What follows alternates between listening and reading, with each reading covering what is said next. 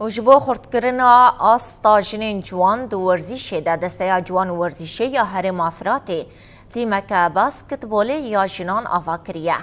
برپرس آفیسا ورزیشه یا هرم افراطی خناف علی جروجاوا تیویرا را گهاند که اف تیم بریا دو ماهان هاتا آواکرنو ده جنین جوان تیده بشدارن. هروها اشکره کر که دید دمین پیش ده تیم وان بشداری گلک چالاکی و تورنوویان ببن. ده داویه ده برپرسا اوفیسا ورزیشش تواهی جنان خواست که بشداری چالاکین ورزیشی ببن.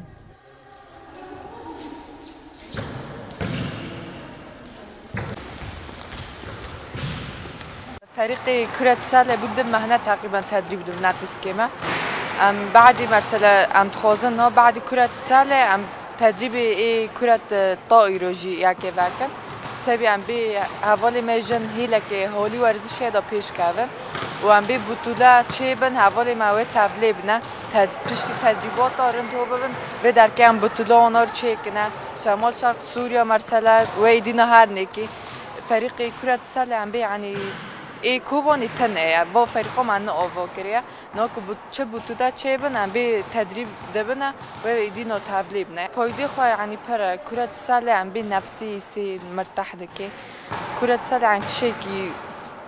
رياضة شكل عام جيش كي فایده خواه پر مرسل فريقك تشاد بيني في كرة السلة من هات نبي خاطي سجلت و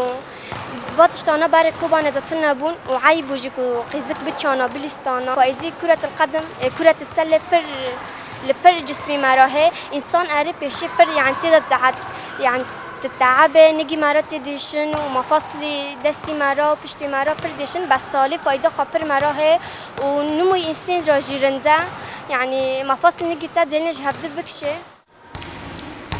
هات فيها هات